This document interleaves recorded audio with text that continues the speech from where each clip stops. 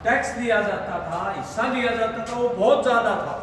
50% कम करने का नारा था उस समय से। ये मुख्य रूप से आप देखेंगे उत्तर प्रदेश, बिहार, बंगाल, उड़ीसा, आंध्र प्रदेश, केरल, महाराष्ट्र, पंजाब, सब जगह बड़े बड़े जमींदार थे, बड़े बड़े लैंडलॉर्ड थे।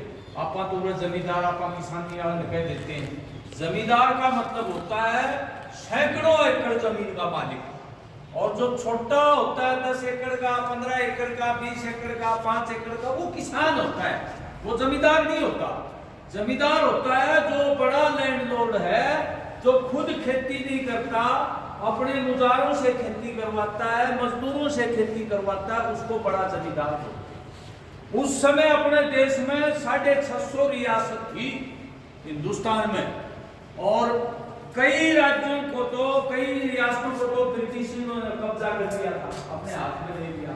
लेकिन फिर भी बहुत रजवाड़े थे, उनका जमीन थी बहुत ज्यादा, तो इसलिए अलग अलग प्रांतों में आंदोलन चल रहे थे। उड़ीसा में आंदोलन चल रहा था, वहां किसान सभा बनाई, वहां के क्रांतिकारी साथियों ने। केरल में आंदोलन चल रहा था, पुनप्पा वायर आंदोलन बोलते हैं, और मद्रास में आंदोलन चल रहा था, बंगाल में तेभागा आंदोलन चल रहा था।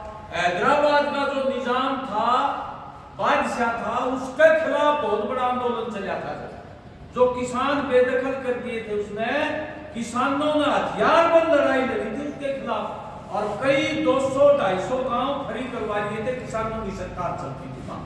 लेकिन फिर हिंदुस्तान की सेना जाकर के हथियार डालने पड़े किसानों ने, लेकिन वो कब्जे जो जमीनों पर किए थे निजाम की जमीन पर, निजाम के कामों को वो छोड़ा थे किसानों ने।